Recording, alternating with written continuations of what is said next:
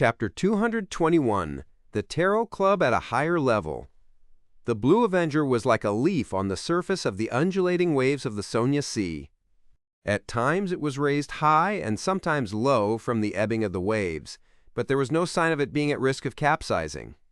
Alger Wilson stood in the captain cabin, his back to the shelves of red and white wine, as he subconsciously paced around. Finally, he gritted his teeth and returned to the mahogany desk with a grim expression. He removed the brass sextant, found a piece of paper and a pen, and leaned over to draw the complex, mysterious symbol given to him by the Fool. With a seafarer's memory, Alger quickly completed the first step of the sacrificial ritual. Then he opened the drawer and took out a candle. He set up the ritual according to the dualism principles and placed a candle above the symbol that was formed by the combination of the pupilless eye and the partial contorted lines. One candle was placed in the middle that represented the person making the sacrifice. After cleaning up all the items on the table, Alger condensed pure water in the palm of his hand and wiped the altar clean. He then used the silver dagger from the ceremony to create a ceiling wall that surrounded his desk. After doing all this, he used his spirituality to light up the two candles and retreated a few steps under the dim light. Taking a deep breath, Alger lowered his head and recited in ancient Hermes, "The fool that doesn't belong to this era, you are the mysterious ruler above the gray fog. You are the king of yellow and black who wields good luck. Your devoted servant prays for your attention. I pray for you to take his offerings. I pray for you to open the gates to your kingdom." This ancient incantation reverberated within the wall of spirituality, stirring up spiraling gales as they swept forth with the force of nature. It was the oldest sacrificial language created by human beyonders, and it contained many mysteries itself. However, it lacked sufficient protection for the user. Bearing with the pain that was akin to having knives slicing across his skin, Alger took out a small, dark brown glass bottle from his pocket, unscrewed the lid, and poured out a lot of sesame-shaped granules. These granules swirled with a metallic luster and exuded an indescribable sense of beauty. Alger scattered these granules into the wind. Whoosh! The gale grew stronger, but was no longer tempestuous. It was dyed in two separate colors, silver and black. As they continued to collide and mix, the two differently colored winds were infused into the candle flame that symbolized the Fool, burgeoning and tearing open an illusory, ordinary-sized door. Its surface was carved with the same symbol that Alger had drawn. At this moment, Klein witnessed the appearance of the hazy door behind his high-backed chair. He could feel the spirituality in the air that was rippling apart and stimulating the mysterious space.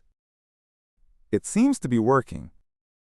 Klein suddenly had a premonition and immediately spread out his spirituality, infusing it with upheavals and stimulation. Creak! Amidst the insubstantial sounds, the blurry door slowly opened. In the captain cabin, Alger suddenly saw the illusory door, formed out of wind and light, open. Behind it was deep darkness formed from an innumerable number of almost invisible shadows. They were lustrous splendors, encompassing massive amounts of knowledge. Situated above them was the thick gray fog with the ancient palace overlooking the real world. Such a scene caused Alger to involuntarily tremble. It was a deep fear, an indescribable excitement. He hurriedly picked up the rainbow salamander's pituitary gland that he had long prepared. He held it with both hands, and, with his head bowed, he raised the palm-sized object, which was constantly changing in color and had a soft feel to the ridges to the illusory door. Alger's hands grew lighter under the sudden appearance and instant disappearance of a suction force. He lost the slight tingling sensation that the rainbow salamander's pituitary gland gave him. He didn't dare raise his head until he heard the deep voice of the Fool echoing in his ears. "You did well."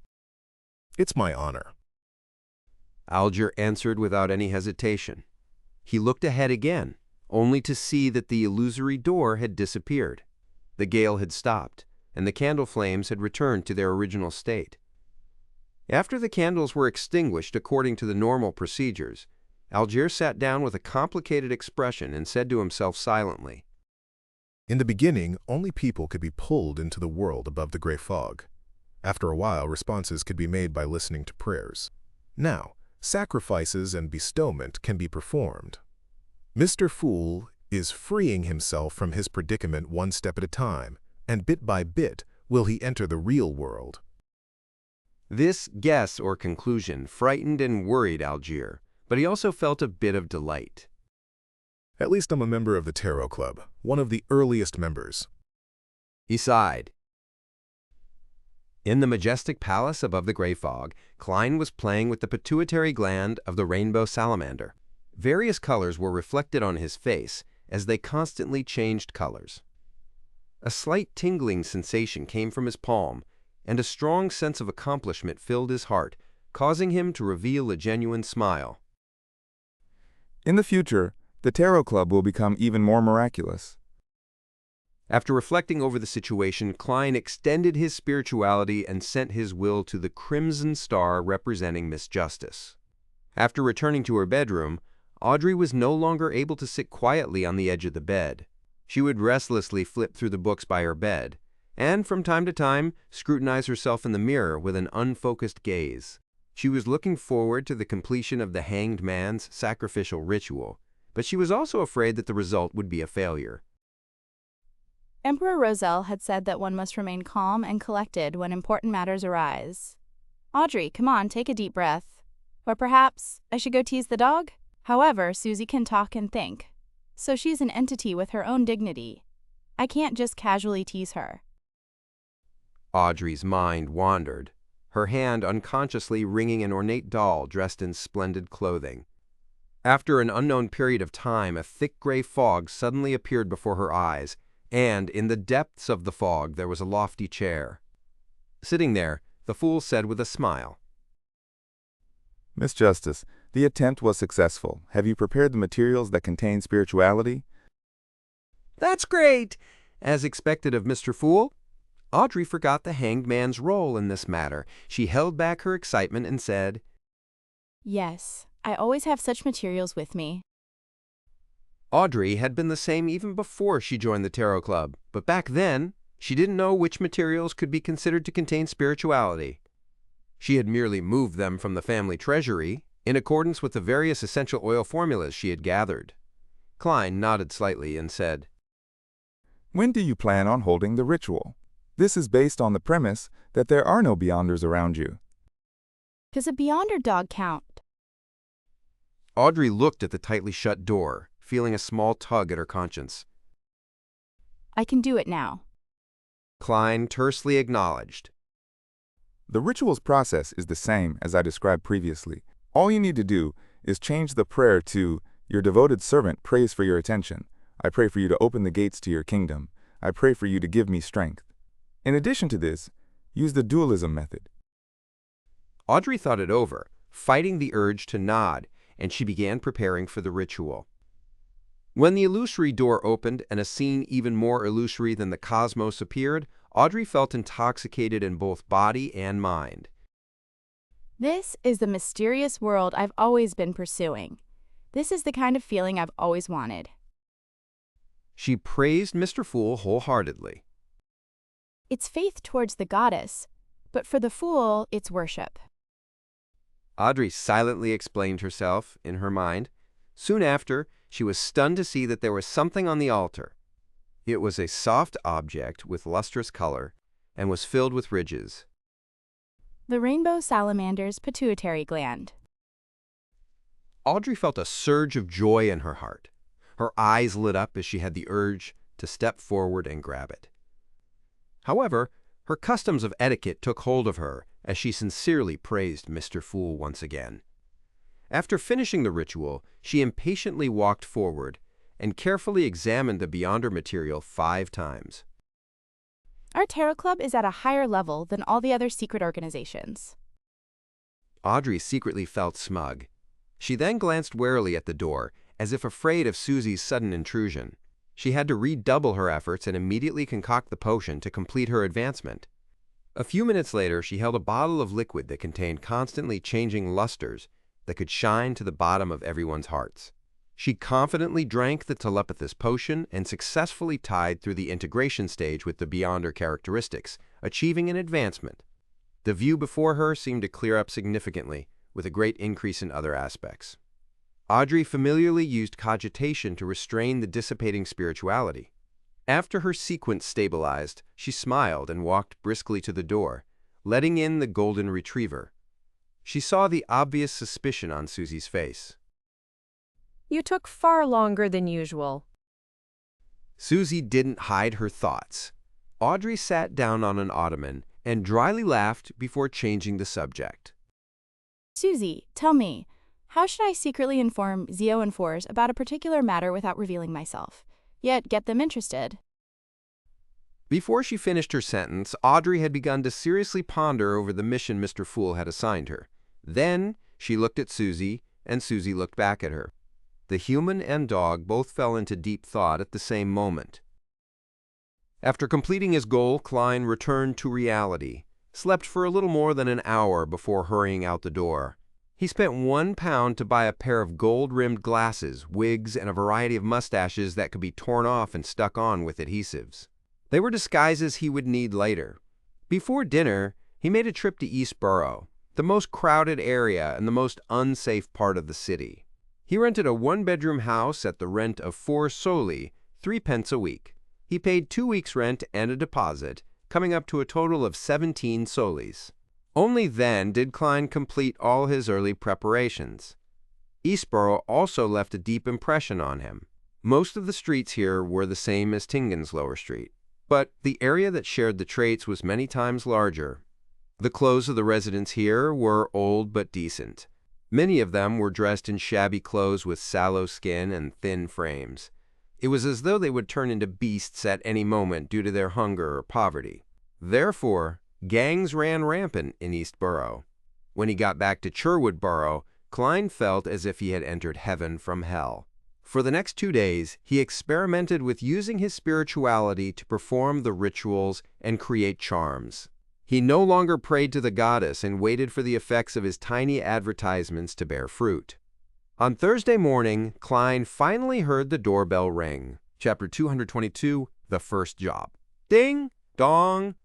A rope was being tugged, causing the doorbell and the sound it made to constantly tinkle and send its sound echoing throughout the spacious but relatively empty living room. Klein, who was seated on the sofa reading a newspaper to study the various investment opportunities, stood up. He was wearing a white shirt and a black vest without a bow tie, just like what one would wear at home. The first job in my career as a detective, but I cannot always be at home, waiting for a mission to arrive.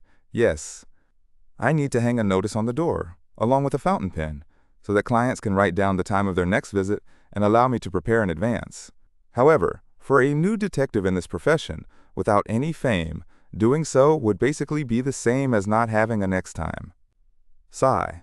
I can only go through the trouble of performing a divination in the morning to see if I would receive any jobs for the day, and if so, what time so as to make plans. Of course, it is also possible that I would miss out on missions from powerful beyonders. Well, so be it, it might be a good thing after all. He walked to the door, and without looking through the peephole, the image of the visitors outside appeared in his mind. One of them was an old lady in a black plush hat. Her back was slightly hunched, and her face was deeply wrinkled. Her skin was shriveled and sallow, but her dark dress was very formal and neat. Her temples were completely white, but her blue eyes were quite lively. She was looking at the young man beside her, gesturing for him to pull the doorbell again. The young man was in his 20s, with eyes similar to those of the old lady's. In the progressively cold weather, he wore a black, double-breasted coat, a half-top hat, and a bow tie. Like he was about to attend a banquet, it was as if he would not relax his demands of himself at any moment. With the help of a clown's premonition, Klein turned the handle, opened the door, and greeted his visitors with a smile before the bell could ring again. Good morning, Madam Sir. What a wonderful day it is, at least up to this point, for I have already seen the sun for 5 minutes. He spoke of the weather in a slightly exaggerated manner, small talk that had been popular in Backland for more than a century. Yes, it is always shy and does not come out from behind the fog and the dark clouds. The old lady nodded in agreement. By her side, the lad asked, Are you Detective Sherlock Moriarty? Yes, and what may I help you with? I am sorry. Please come in. Let us sit down and talk. Klein turned his body to the side, making way for his guest as he pointed to the guest area. No, there is no need. I do not want to waste any time. My poor Brody is still waiting for me to save it. The old lady said with a rather sharp voice. It? Klein noticed the most important pronoun and suddenly had a bad feeling. The very formally dressed young man nodded and said, Brody is a cat owned by my grandmother, Madame Doris. He went missing last night, and I hope you can help us find him. We live at the end of this street, and I am willing to pay you 5 soldi for it. Of course, if you can prove that you have spent more time and effort than that, I will make it up to you. Find a cat? The reason why you are entrusting me with this job is simply because of the convenience stemming from how we live on the same street. Klein felt that this was not the detective career that he had imagined. It makes me look like a clown. Well, I cannot turn down my first business deal. This is a seer's point of view. He pondered for a few seconds and asked, Can you describe it in detail? Granny Doris spoke out before the young man could open his mouth. Brody is a lovely, lively black cat. It is very healthy, has beautiful green eyes, and loves to eat cooked chicken breast. Goddess, last night, he ran off just like that. No, it must have gotten lost. I have placed lots of chicken breast in its bowl, but it refuses to return to take a look. Klein's lips curved up and said, I am very satisfied with your description, Mrs. Doris. I accept this request. All right, let us go to your home now. I need to search for clues and find traces. You should be clear that the basis of my reasoning lies in the details. Mrs. Doris did not consult her grandson as she nodded and said, You are the most proactive detective I have ever seen. It is a deal. Klein put on his coat and hat, picked up his cane, and followed Madame Doris and her grandson out onto the street. Unlike Tingen, roads in many parts of Backland had been rebuilt with cement or asphalt. Even during a downpour, the roads were less muddy. While the old lady was leading the way, his grandson came close to Klein and said in a low voice, I hope you will do your best to find Brody. It has been one of the pillars of my grandmother's life, ever since my grandfather and parents passed away. After Brody went missing, something went wrong with my grandmother's mind, so much so that she has started hearing things. She keeps telling me that she hears poor Brody mewing miserably. Klein immediately nodded and said, I will do my best. Right, I still have not gotten your name. Jurgen Cooper, a senior solicitor, the young man replied. Soon they reached 58 Minsk Street and entered the dark house. This is Brody's bowl. This is his favorite box. He always sleeps here. Doris's wrinkled face was filled with worry and expectation. Klein squatted down and found several strands of black cat fur in the box. He straightened up and gripped his silver-inlaid cane with the hand that held the cat's fur. Klein's gaze turned deep as he pretended to observe his surroundings as he silently recited a divination sentence.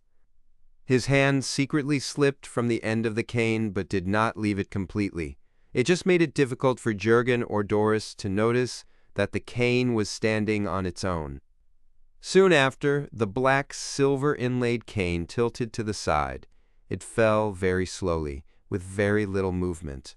Klein gripped the cane again, looked in that direction, and observed it for more than 10 seconds. Then he strode over to an old cupboard.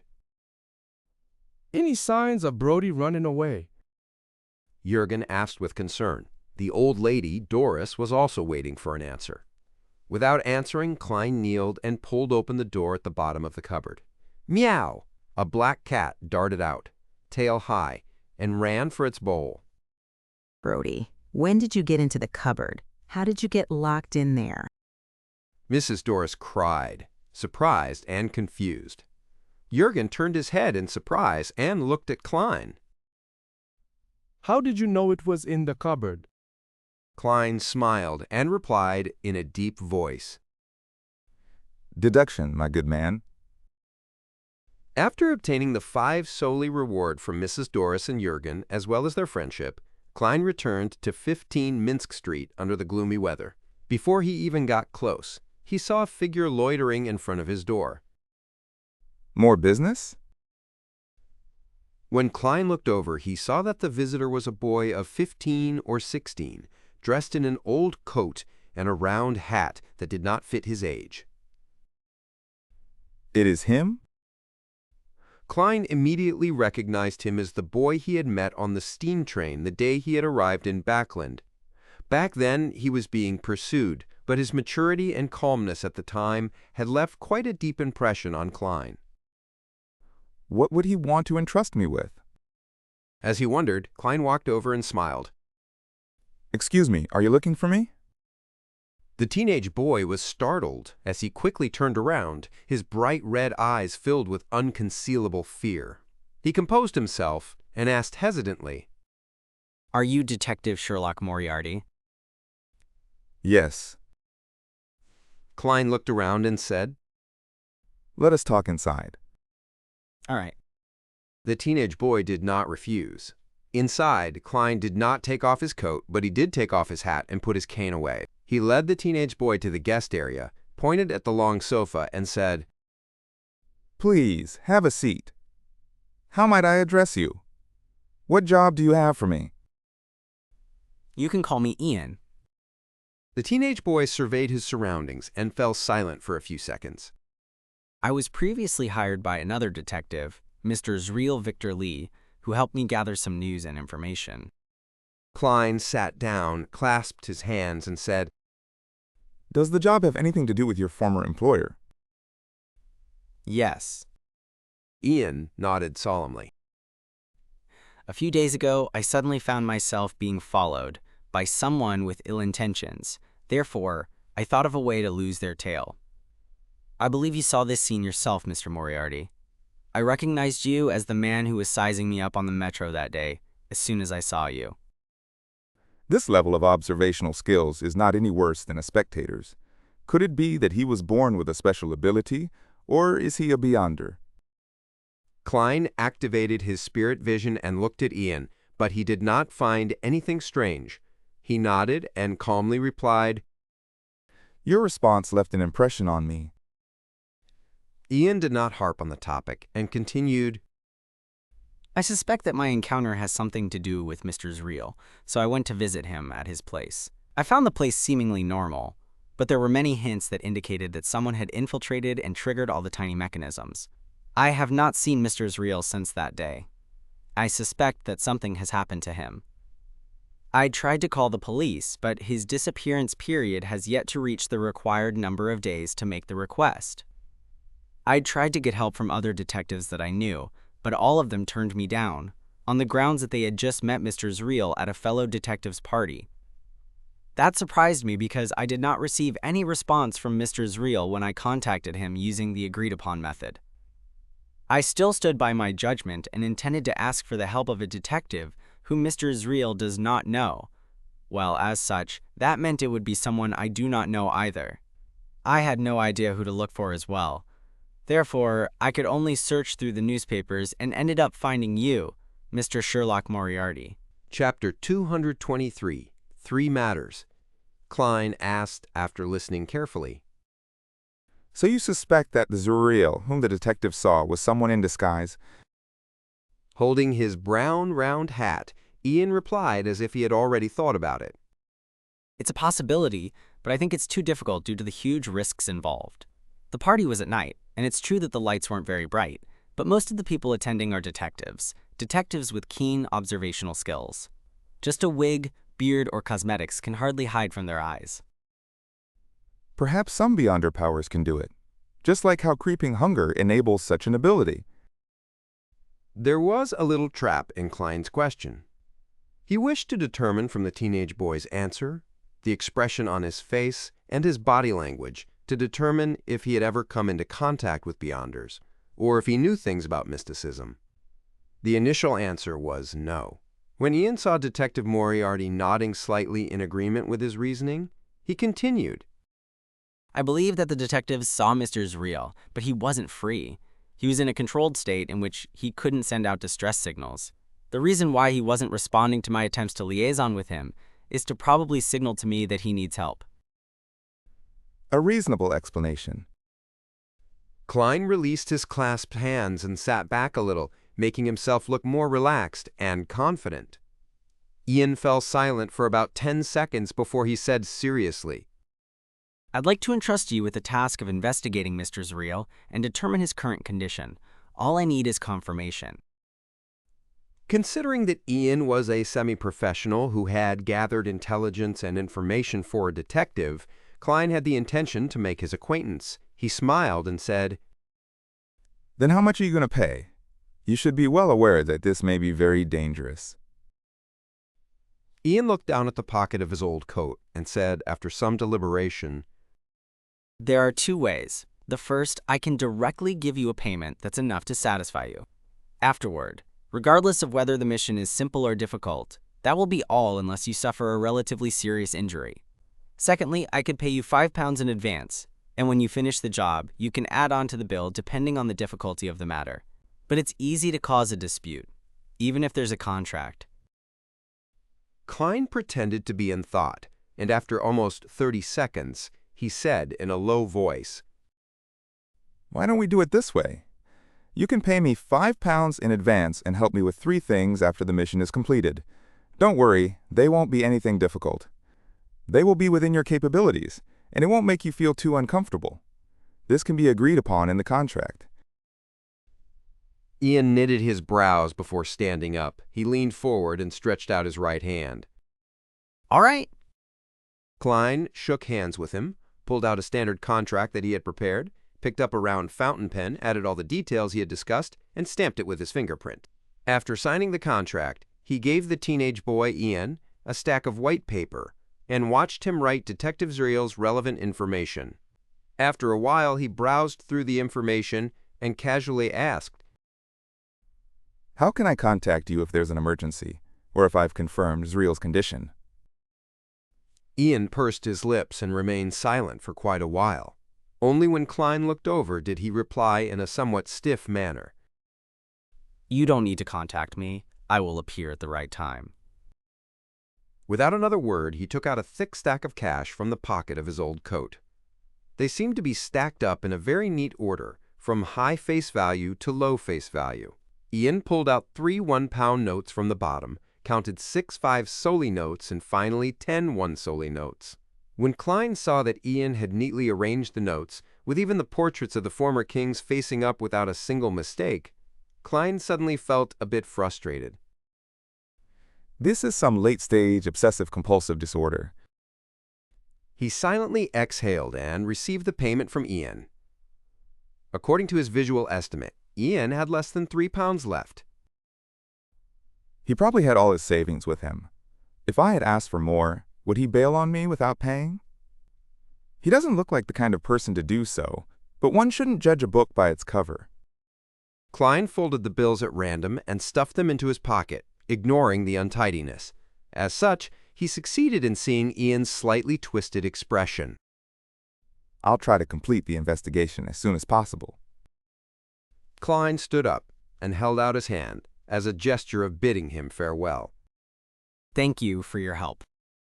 Ian thanked him sincerely because the counteroffer was obviously a discount.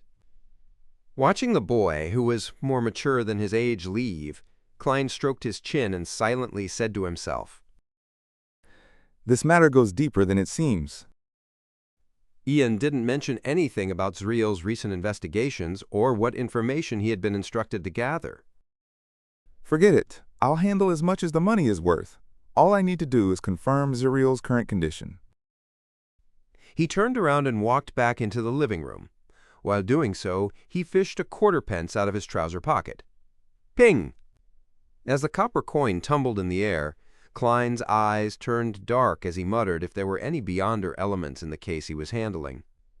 Then he opened his right hand and tried to catch the copper penny. Clang! The coin slipped from his fingertips and fell to the ground, rolling away. This result meant that the divination had failed. From the looks of it, Ian has withheld more things than I thought.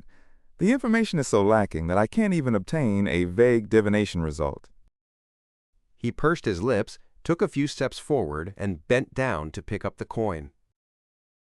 That night, in the wee hours of the morning, at 138 Rose Street, Backland Bridge, Klein had changed into a cheap, light blue workman's outfit. His mouth, chin, and cheeks were covered with a black beard that, at first glance, made him look rough and savage. He wore a dark-colored cap and pressed it so low that it nearly covered his eyes. Such caps originated from the Intis Republic hunters.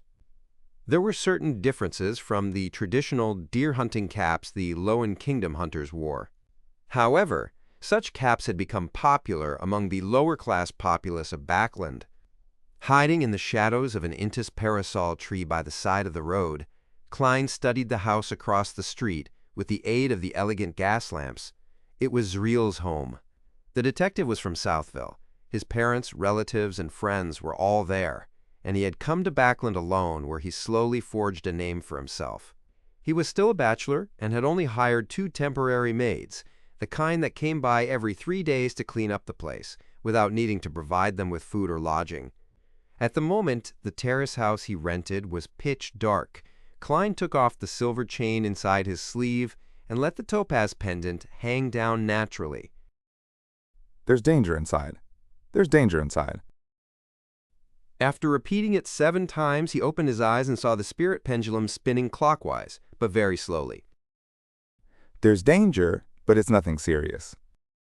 Klein muttered and once again confirmed that he had his tarot cards, self-made charms, and holy night powder on him. After doing all this, he looked around and, taking advantage of the stillness of the night, he nimbly rushed across the street.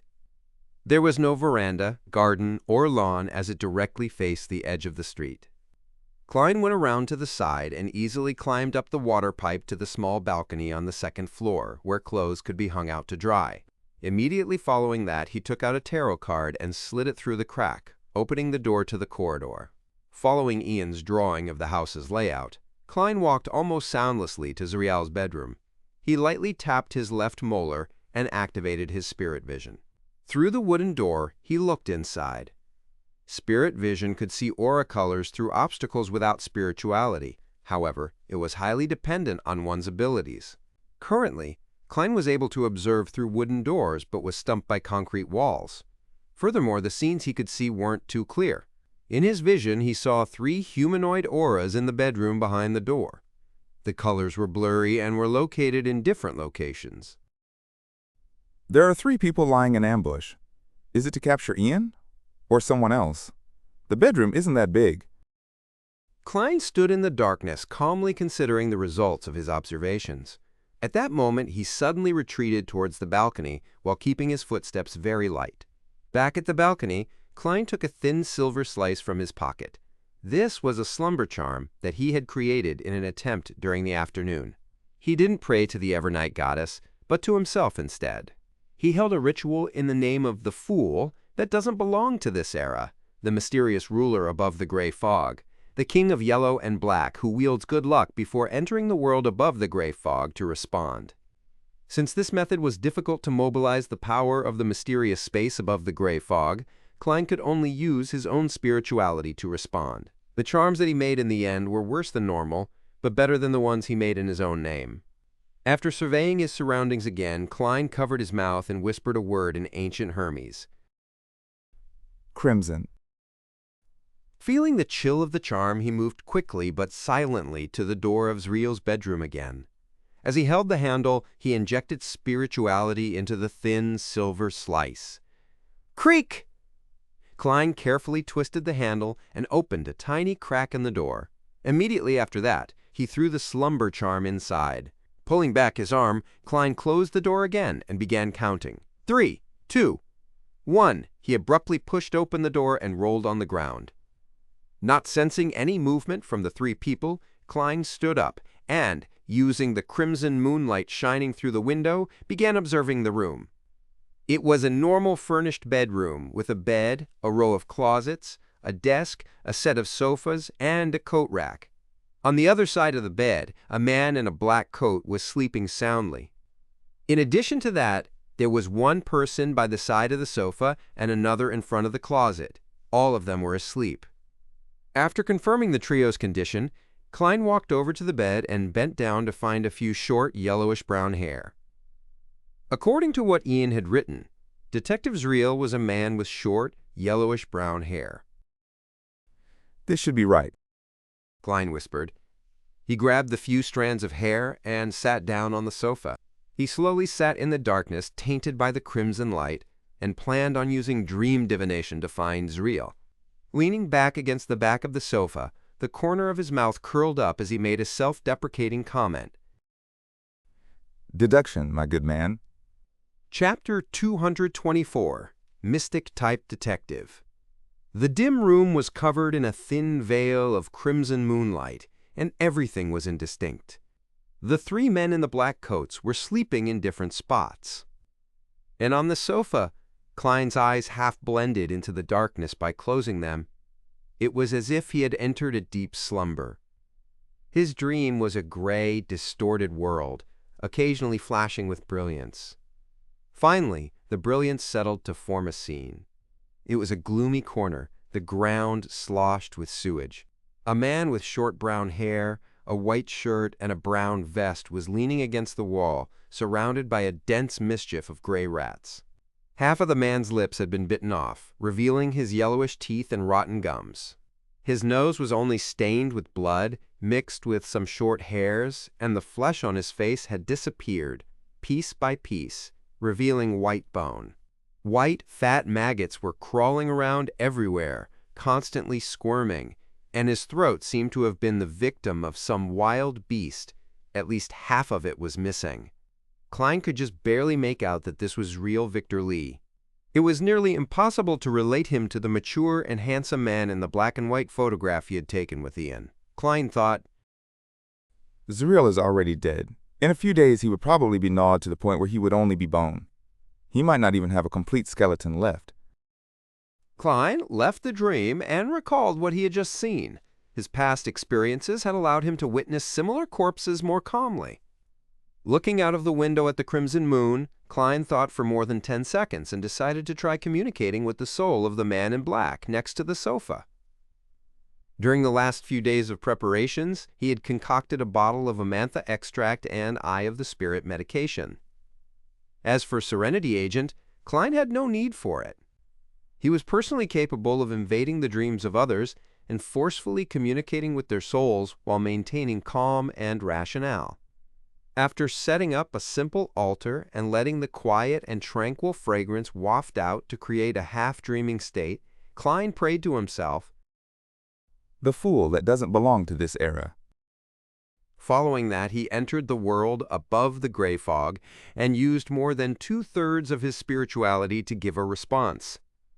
Klein thought, When I advance to Sequence 7, such prayers should also allow me to use a little of the power of the mysterious space above the gray fog, just like my summoning and bestowment rituals. Looking around, Klein made a rough judgment and quickly returned to the real world. He passed through what seemed like a starry sky and a chaotic storm of thoughts, entering the mental plane of the target. There he saw the man's illusory figure floating in midair. Klein looked at him and asked in a deep voice, Who sent you to Zriel's home? The man replied in a daze, his illusory eyes vacant. Merceau. Merceau sent me to wait for the boy named Ian. The light in his spiritual world changed, revealing a lean, capable-looking, dark-skinned man. He was none other than the leader of the group who was chasing Ian on the steam train. Klein thought. As expected, it's him. Klein, who had exhausted so much of his spirituality in responding to the prayer, was beginning to feel exhausted. He hurriedly asked, Who ordered Merceau? No idea. He's an executioner of our Z-Manger gang. No one can order him other than the boss. The man said blankly. Klein thought, Z-Manger, the word warrior in the language of the Highlanders. Klein, a pseudo-historian but a true mysticism scholar, suddenly felt a sharp pain in his head, and his body involuntarily flew out of the storm of thoughts. Not long afterwards, he exited the mediumship and felt his head throbbing. He was in no hurry to leave. He methodically packed up the materials and the short yellowish-brown hair before opening the oriel window to let in the cold night wind to disperse the smell of the amantha extract and eye of the spirit medication. While this happened, Klein returned to the balcony, locked the door from the inside, and wiped off all the places he had touched. When Zriel's bedroom returned to its original state, he then held his hand to his chest and bowed towards the three men who were still sleeping soundly. Straightening his back, Klein put on his gloves and leaped, nimbly flipping out of the oriel window. He stood firmly, tiptoeing in the abnormally tight space. He raised the open window's vertical latch and used a tarot card to hold its bottom. With his clown abilities, he took in the details and adjusted the balance. After a few seconds, Klein slowly pulled back the tarot card, and the vertical latch suddenly stopped in place and didn't fall further. Whoosh! First, he closed the unlatched half of the window, then he jumped over to the window with a latch. His right hand jerked inward, closing the other half of the window. The speed of the action was so quick that the latch didn't fall down until there was a vibration, accurately inserting itself into the matching hole. Clang! A sound that was difficult to eliminate rang out, like a strong wind slamming onto the surface of the glass. Klein knew that the three men in the bedroom were about to awaken. Without further ado, he jumped onto the street. For the current him, the height from the second floor wouldn't pose any danger. It was just that he couldn't maintain his silence when he landed, so he didn't make any obvious noises. Klein quickly left the vicinity, as well as Rose Street, but he didn't directly take a rental carriage back to Cherwood Borough's Minsk Street. He turned a few corners and headed to the neighboring East Borough. It was a cold night, and the wind sent a biting chill right into his bones. Klein shivered and decided that he would need an additional sweater for his future missions. He decided to buy charcoal on one of the following days and let the fireplace carry out its role. After an unknown period of time, he entered Backland's East Borough. Despite not having a map, he had completely relied on instinct. There were only a few gas lamps to be seen in the distance, and if it wasn't for the fact that the dark clouds hadn't covered the crimson moon, Klein believed that many parts of the road would be pitch black. As he was walking, he suddenly saw pairs of eyes appear in the deep darkness in front of him. They came stooping from a distance. They sauntered over from a vague distance away, in silence. Klein thought. Living corpses? Klein came to a sudden halt. He reached out for his Requiem charm and tarot cards, and he quickly activated his spirit vision. He saw the unhealthy and weak-colored auras and saw the faces of the numerous figures. These were all living people, normal living people with numbed expressions, vacant eyes, and weak movements. There were both men and women. Klein thought, It's almost midnight. Why are they still walking on the streets? Confused, Klein warily leaned to one side, passing the group on the sidewalk. But soon, he came across a second wave, a third wave. All of them had the same pain amidst numbness. He frowned slightly, and just as he was about to move forward to inquire, he suddenly heard a shout ahead. "Get up! All of you get up! You sons of bitches! The streets and parks aren't for people like you to sleep in." Klein was startled. Then the corresponding term poor law popped up in his mind, and he understood what was going on. He had experienced the same thing himself. Phew. Klein exhaled, picked up the pace, and headed for his one-bedroom house on Black Palm Street in the East Borough. There he slept for 2 hours. After recovering some of his spirituality, he went out again and broke a withered branch to serve as a dowsing rod. Klein recited, The location of Zriel's corpse. The location of Zriel's corpse. After repeated divinations, Klein walked for a long time with the help of the short yellowish-brown hair until he arrived at a corner of East Borough, where there was a sewer entrance. 12 years ago, after the Great Plague, the Lowen Kingdom gradually built up an advanced sewer system in the capital, and in one fell swoop surpassed Roselle's heritage of the Intis Republic. Moving the manhole cover out the way, Klein held his breath and climbed down the vertical metal stairs. Since his clothes weren't specially made, he was unable to bring too many items due to the lack of pockets. He hadn't brought Quelaag's oil, which he had learned about from Fry. Klein felt especially regretful for not having brought the refreshing and odor-dispelling Quelaag's oil. 10 seconds later, Klein's feet touched the sticky ground. The feeling of filth caused fine goosebumps to pop up over his arms and body. However, he could only endure it and continue walking forward, venturing deeper into the empty and quiet sewer. There was a fork in the road ahead, one which was relatively hidden. A thick, pungent smell wafted over from there. Klein turned around and walked to the end where he saw a dense number of spirituality, light dots, and aura colors. Without needing to use a candle, he activated his spirit vision and directly saw that in the dark corner there was a rotten corpse that had been bitten to pieces. This was the exact same scene he had seen in the dream divination. Squeak! The densely packed gray rats scampered in every direction, but there were also some who stayed where they were, unwilling to leave and part with their food. After confirming that it was real, Klein hesitated for a moment before quickly setting up a mediumship ritual. Buembo. He thought confidently. If there's nothing wrong with Ian's description, and Zriel died only a few days ago, I should be able to get some rough information by channeling his spirit. Whoosh! As the wind swirled and the wall of spirituality was set up, all the rats fled, and Klein proceeded with his ritual as he had done before. Klein recited, The cause of Zriel's death. The cause of Zriel's death. As he recited the words, Klein's eyes turned black, his pupils and the whites of his eyes disappeared. He quickly used cogitation to enter a dream. However, nothing appeared in that misty, illusory world.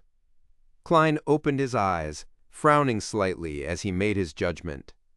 Klein thought, The channeling failed. Someone has dealt with Zriel's spirit. A Beyonder was involved in this. The fact that someone was able to disguise as Zriel, making the other detectives unable to see through him, also proves this point. After some deliberation, Klein came to a decision. It was to end this matter here and not get involved any further. Regardless, he had fulfilled the requirements of the job that he was entrusted with. Ili Hansai Adano, Kemel Ha, he muttered, I'll get Ian to call the police. As he put away the materials and removed the wall of spirituality. Chapter 225, Unnoticeable Guidance. Klein backed up from the fork in the path, without touching Zriel's corpse. Thump, thump, thump! Suddenly, a sound echoed in the distance through the empty sewers. Klein listened for a few seconds before decisively retreating towards the exit, down the dirty concrete road that ran along both sides of the sewage channel. There was no need to take risks in matters that didn't involve him. Klein closed the iron manhole cover after he climbed out of the sewers. After ensuring that the surrounding area looked normal, he returned to his rented room in the East Borough and changed out of his disguise.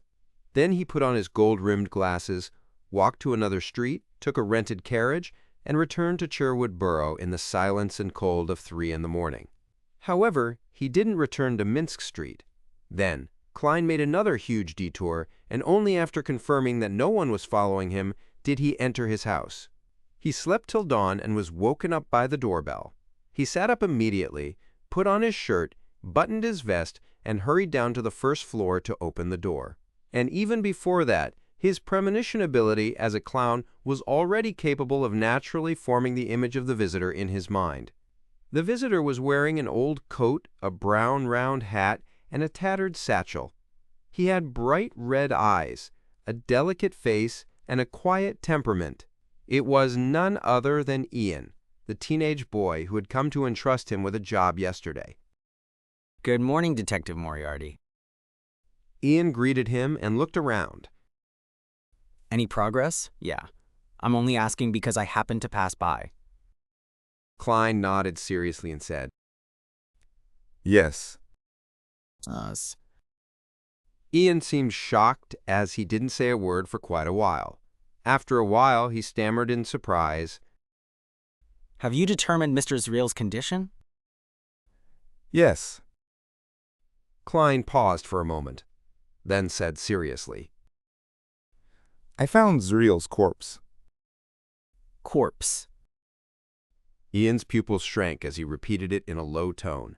He wasn't too surprised, as if he had already expected the worst possible outcome.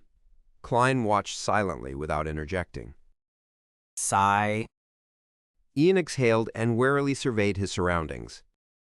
Your efficiency is amazing. Can you take me to see Mr. Zreel's body? No problem. In fact, that's what I was planning to do. Klein then thought for a moment before saying, I hope you won't mention me when you call the police. Just say that you found the corpse yourself. I believe you know how to make up a reason. Ian wasn't surprised. He knew that not every detective liked to deal with the police. In fact, except for the very famous detectives, who often gave advice to the police with mutual cooperation, the rest were discriminated against, ostracized, and even extorted from. This was the current situation of the Lowen Kingdom. All right. Ian readily agreed. Considering that they were entering the sewers, Klein changed into a set of clothes worn by the common working class, put on a deer-hunting cap, and took a lantern with him. Both of them took the public carriage to the East Borough. They walked for half an hour to reach the remote sewer entrance under the watchful gazes filled with numbness and malicious intent. How did you find it? Ian asked, half surprised and half curious, as he watched Klein lift the manhole cover and climb down. Klein focused on the area beneath him and answered casually. Skillful training, which includes many techniques in reasoning, investigation, tracking, and interrogation. Ian followed him into the sewers. He nodded without looking disgusted. You seem to have received very professional training. Klein didn't answer him directly. He held the already lit lantern and led Ian to the fork in the path where they arrived at the gloomy corner. He narrowed his eyes as he approached. More of Zreel's body was missing now when compared to the previous night. He was missing an arm and half of his ribs. That's not something a rat can do. Klein muttered to himself and didn't inform Ian of this. With the help of the lantern's light, Ian was able to clearly see the corpse's appearance. He squatted down suddenly, vomited, and gradually vomited yellow-green bile. Klein took out the Quelaag's oil he prepared, unscrewed the cap, and bent over to place the mouth close to Ian's nose. Ian's eyes lit up, and he calmed down. Nearly 20 seconds later, he weakly whispered, Thank you.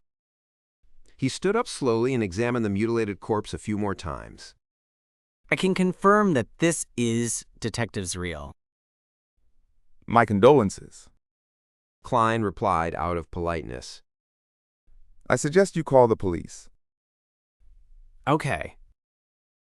Ian nodded indiscernibly as he followed Klein back to the surface. At that moment, Klein clapped his hands.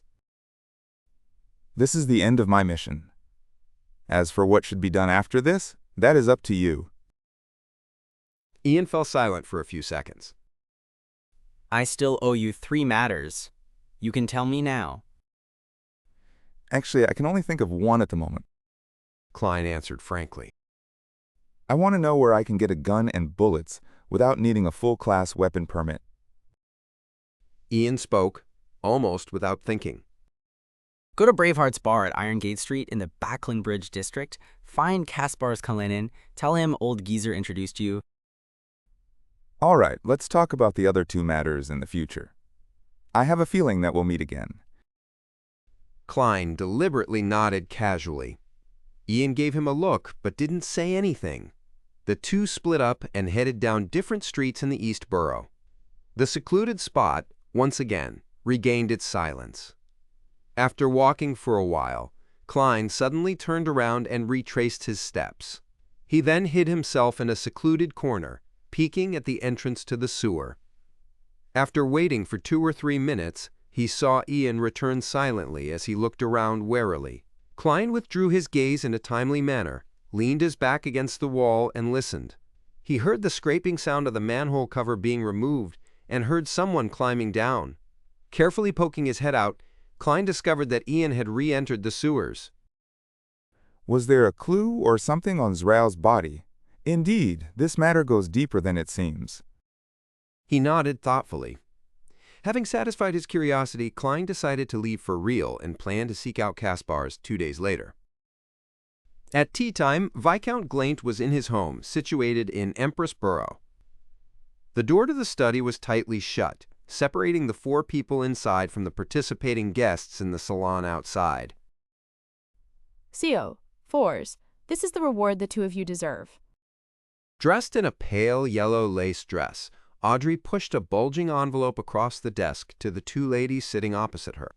CO wanted to say something polite, but her hand had reached for the envelope faster than her mouth. Feeling the weight of the money, she could only say sincerely, Miss Audrey, thank you for your generosity. Your honesty makes you look even more beautiful. As she spoke, she untied the thin string around the envelope and saw the bills inside. Hecka, it was uniform gray paper money with black stripes. The stack was thick and exuded a special smell of ink, one that left one feeling refreshed. £10. Shio took one note out and checked its face value. Beside her, Fours, who appeared lazy and unbothered by money, had also leaned over. This is, at least. Observing the thickness, Shio tried to figure out how many notes there were. She couldn't help but exchange looks with Fours and saw the surprise in each other's eyes. This was obviously a lot more than they had imagined. Audrey smiled faintly and said, A total of £800. Decide how you will split the money between the 2 of you. I'm very sorry that this matter had placed you in danger. £800. No, there's no need to apologize. Even if we had to do it again and knew of the possible consequences, I would still accept the request. Even if it's divided evenly, with my savings, it's enough to buy the potion formula for Sheriff. Zio, who was slightly taller than 150 centimeters, stared blankly at the notes in the envelope, wishing she could pull them all out and count them over and over again. She believed that the generous and beautiful Miss Audrey wouldn't pay them any less. But what if she had made a mistake counting? Everyone makes mistakes at times. Zio raised her right hand, paused for a few seconds, then silently lowered it. The corners of Four's lips couldn't help but rise as she said wistfully, This is even more than the royalties I've received from my Stormwind Mountain villa so far. Should I praise Miss Audrey or laugh at the poverty of an author? She added silently. Viscount Glaint, who was sitting on the sofa, was also a little envious, but it wasn't directed at Shio or Fours. As a Viscount with a fairly good financial situation, £800 wasn't a large sum. What he envied was Audrey's ability to hand out money without feeling the slightest burden. Ahem. Viscount Glaint cleared his throat. If you can get the formula for apothecary, I will also provide you with substantial payment. We'll do our best. Shio answered without any hesitation. Then she looked at Audrey. We've recently come into contact with someone who's suspected to be from the Psychology Alchemists, and will soon have clues regarding the spectator potion you're looking for. CO, I'm already at sequence 8, far stronger than you. Audrey smiled in a reserved manner as she said, I'm looking forward to it. With that said, the 4 began chatting about various rumors among the Beyonder circles while following Audrey's example of finding books they wished to read. Suddenly, Sio's eyes lit up as she saw 2 hardcover books, History of the Lowen Kingdom's Aristocracy and Study of the Coat of Arms. Meanwhile, Fours also found books that interested her, Geography and People of the Faesac Empire and Traveling the Northern Continent. Honorable Viscount Glaint, may I borrow these 2 books? I'll return them soon. Jahi looked pleadingly at the owner of the study. Glaint nodded without much care. No problem. At his response, Fours hurriedly made a request as well, and similarly obtained his approval. The corners of Audrey's mouth curved into a faint smile as she witnessed all of this. She looked modestly to the side, pretending to be looking for a book. As a qualified spectator who had just advanced, she had accurately grasped Shio's and Fours' preferences in certain domains, after being in contact with them multiple times. Thus, she had made arrangements in advance without anyone realizing it. Letting the one being guided feel like it was done out of their own will was a manifestation of the powers of a spectator. In the evening, Sio was curled up on the sofa in front of the fireplace, reading History of the Loan Kingdom's Aristocracy under the gas lamp's illumination. Fours had gone for a gathering meant for authors. After reading for quite a while, Sheo suddenly felt something strange about the hardback cover, so she carefully examined it and found an interlayer where an ancient piece of paper was hidden inside. The front side of the paper was covered with the special symbols created by Emperor Roselle, and on the back was a paragraph written in ancient Hermes. Viscount Glaint's ancestors deciphered some of Emperor Roselle's special symbols? Gio was suddenly excited. She struggled to decipher the ancient Hermes as she muttered silently. The fool that doesn't belong to this era. The mysterious ruler, above the gray fog. The king of yellow and black, who wields good luck.